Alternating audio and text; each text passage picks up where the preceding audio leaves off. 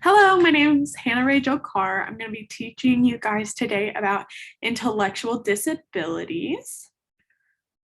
Okay, so let me get it to show the presentation. Okay, here we are. So like I said, my name is Hannah Ray Jo Carr. I'm going to be teaching you guys about intellectual disabilities today. So we're going to start off with an example, just kind of a quick little case study to get our brains nice and warmed up. So hello, I'm Ruthie. I'm 5 years old. I just started kindergarten. I'm the shortest one in my class, and I get really frustrated sometimes because I don't know what's going on. I can't remember what the teacher talks about, and I don't know what she means. I get in trouble sometimes for not listening and keeping my hands to myself. I'm not very good at. But I love cookies and the color pink. So we're going to take a quick pause point. So after you press pause, I'm going to give you guys a few seconds, switch back to the Ruthie slides so that you have a frame of reference. So you're going to pause the video after listening to the instructions and think about aspects that made Ruthie unique. So different characteristics that would make her schooling unique, make her a unique student to have, or a unique classmate to be with. And whenever you're ready, you can press play again. So remember, we're thinking about characteristics that make Ruthie's schooling unique or make Ruthie a unique student to have in the class. So now is a good time to pause.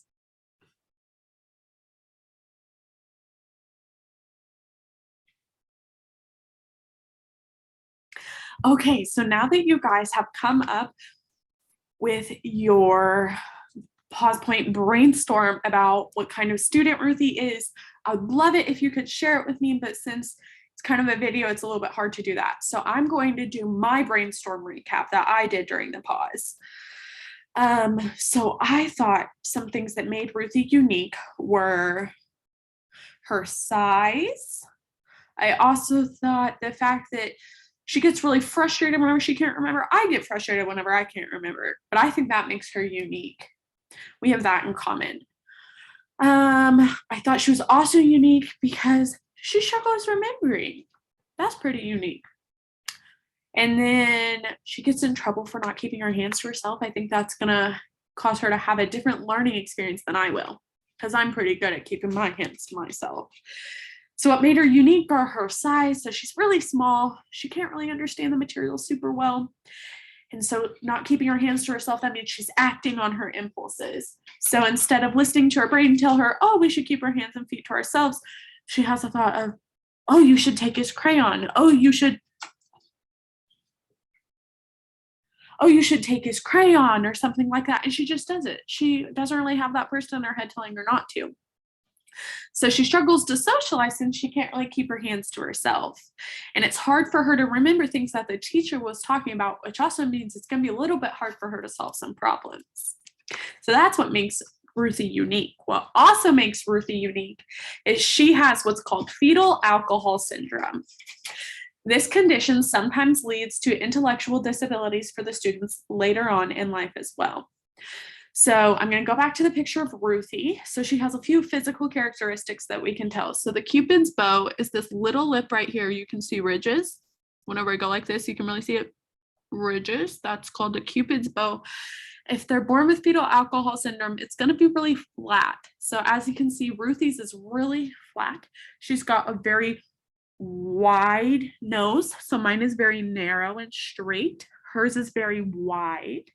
She has some smaller eyes, which means she might have fetal alcohol syndrome. These are just some physical characteristics that you can use to tell, but she's going to have some troubles intellectually, trying to understand material, remember what the teacher's saying, not acting on those impulses. So that brings us into what we're going to do today. Now that we have our brains warmed up with our Ruthie exercise, here's what our goals are for today. The student's going to be able to explain what an intellectual disability is, which I'm going to talk to you guys about. The student will be able to compare their experience to someone with an intellectual ability. So kind of how I said, Ruthie and I both struggle to listen sometimes. That's me comparing what's alike and what's different. And the student will be able to create one support that could be used to help include those with intellectual disabilities in the classroom. I'll talk to you more about that later. But just remember, we're going to be thinking of what is an intellectual disability?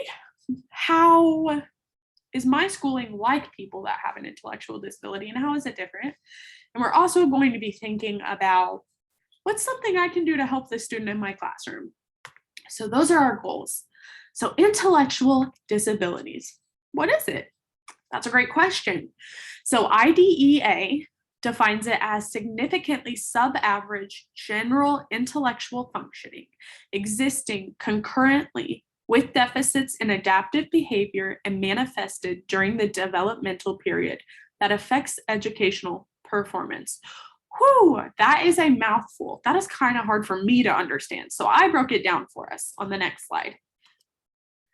So we have significantly sub-average general intellectual functioning.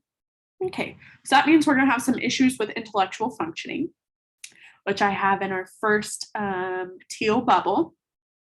And then we have, it's going to exist with deficits, so kind of troubles with adaptive behavior, and manifested during the developmental period.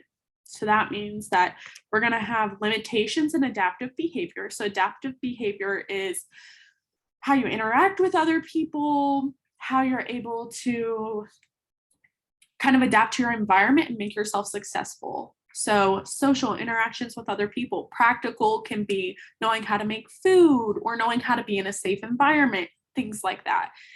And what it means by it manifested during the developmental period, that means that it just started before it was 18 years old. So an intellectual disability means that there's a limitation in their intellectual functioning. There's a limitation in adaptive behavior, so how they're going to see the world and interact with the world. And it started before they were 18 years old. So those are all of our qualifications for it. There's also 5 assumptions of intellectual disabilities. Intellectual disabilities are assumed to mean that there's limitations in all aspects of the life. So we need to think about, as teachers, what are some limitations that they're going to face with going to lunch? Are they going to struggle to understand the lunch line? Or how about teaching math? Are they going to struggle with math concepts if they're struggling to read and understand material?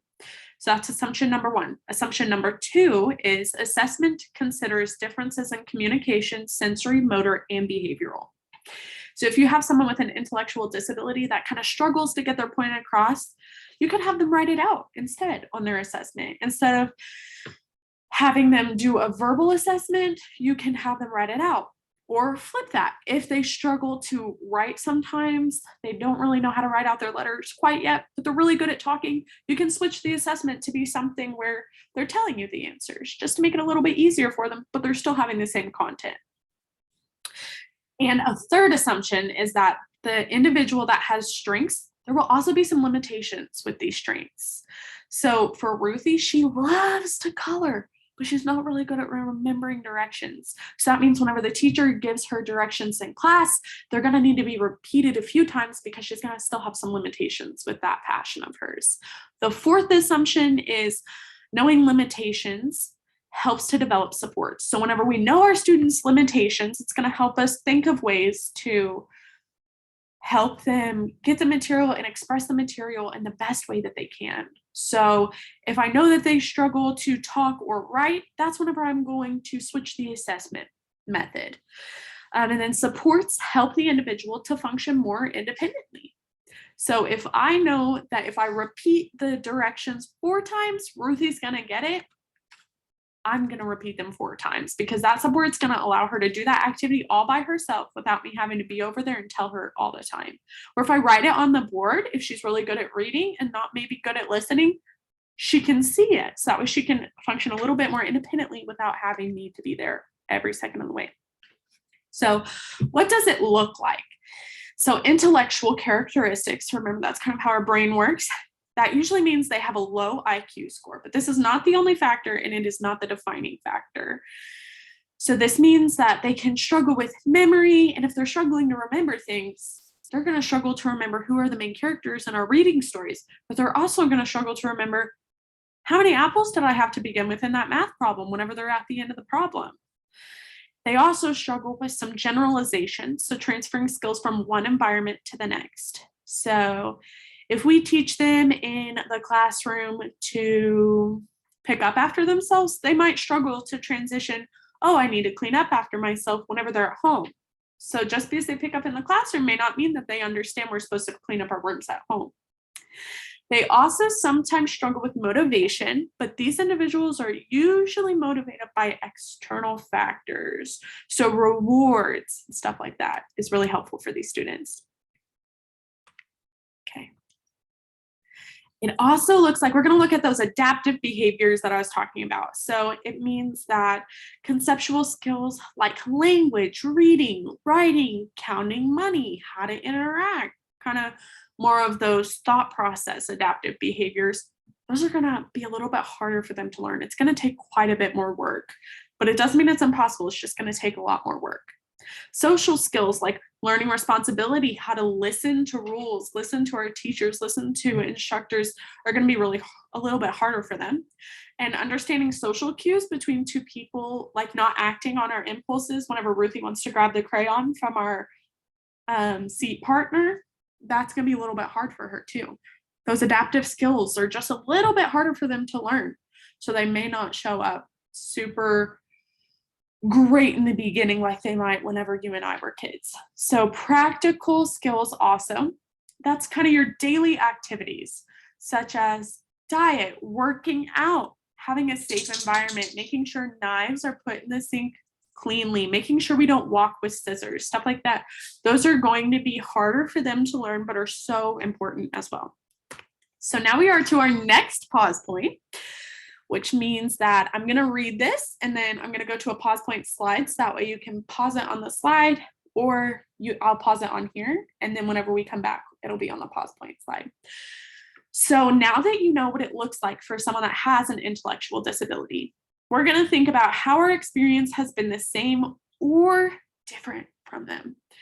So if you want, I'm going to flip through both of these slides and I'm going to leave it on the slide for 5 seconds. So you can pause on this slide and then pause on the next slide whenever we're thinking about ways to compare and contrast our experiences.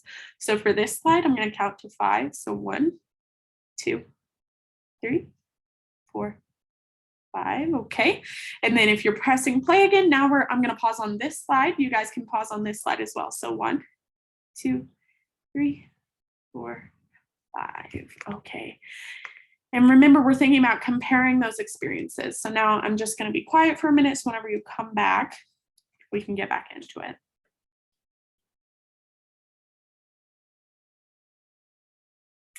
Okay, I hope you guys had really great comments about how they were the same and how they were different. I'm just going to explain 2 ways that mine are the same and 2 ways that mine are different. Sometimes I struggle with memory. I have a hard time focusing sometimes, which means that I need to read directions 2 or 3 times before I can understand it. That's how my experiences are the same. Motivation, my experiences are a little bit different. I really love to try super hard because I love reading. So I will read all throughout the day. But for someone else, they might need a sticker for every book that they read. So that external motivation. And then something else I had in common was sometimes I struggle with practical skills. I just forget them sometimes. Like I forget to hold my knife down whenever I'm walking to the sink. I'm just holding it.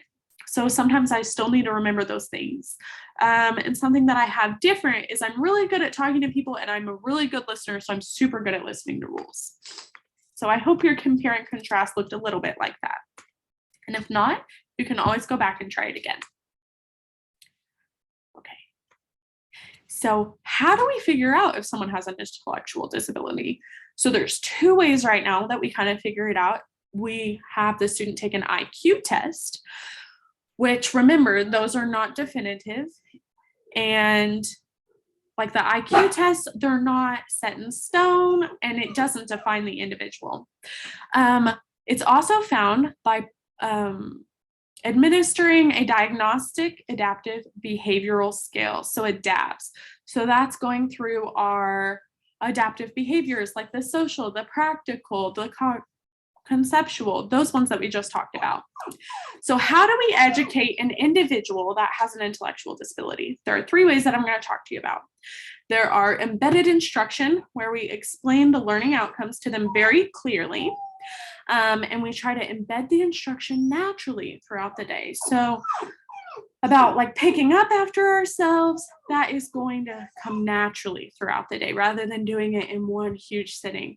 We're going to have research-based procedures, and we're going to have data-based learning goals. So showing them, here's where you are, here's where I want you to be, and helping them create those goals.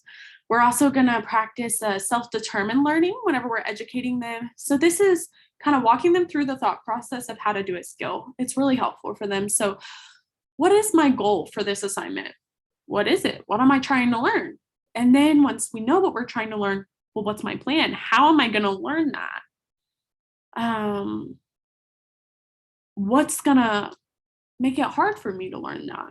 What's going to make it easy for me to learn that? And then once we're at the end, well, what did I learn from this experience? It's kind of some of those good self-regulation questions to get them thinking about their thinking. And then we can also educate them through community-based instruction. So that is skills that they'll use in the community. This is how we set them up for future success in the community. The results are going to be, so it's a results-oriented transition service. So whenever the child is talking about what job they want to do in the future, you're going to help them develop a path to be able to achieve that job. So instruction based on outcomes is super functional. So it really works for the student to help them better themselves. The student has a role in this. So their dreams should be what's guiding it, what their dream job, their goals for themselves. They should play an integral part in this. And we as educators are helping them achieve these goals by learning good community skills. So I have 5 strategies for this learner, and you're about to create your own strategy, but here are some of my examples. So a quiet workspace is going to be really helpful for them so that they can really think through their thoughts, repeating the main points to help them remember. Hands-on learning, giving them activities where they can really express their learning and get engaged in it. Having a safe environment, so things where they can't hurt themselves. So safety scissors, or making sure that we have all of the dangerous supplies put away right after we're finished using them. So taking the scissors and putting them away, and giving these students a schedule or agenda that we're going to follow for the day is super helpful, so that way they know what's coming up. Okay, so we're going to end with our last activity for you guys today. So now that you know some of the strategies, the 5 that I just talked about, come up with your own strategy that you would use to help these individuals. So I'm going to go back to my 5 strategy slide. Where is it? There it is. So here's my 5 strategies. You're going to pause for a second and think up your own strategy. So I'm going to stay here for 5 seconds, and then you can jump back in and I'll just show you my resources. Ready? 2, 3, 4, 5. Okay, so welcome back, guys. That was all that I have for you today. So today we learned about what is an intellectual disability. We also learned about how are my experiences different from those who have an intellectual disability, and how are they the same? And we also came up with our strategy for the day. So we hit all of our learning objectives. Good job. And here's our not resources. This is our references for the presentation. And thank you. Y'all are all done. Good job. Thank you for learning about intellectual disabilities with me today.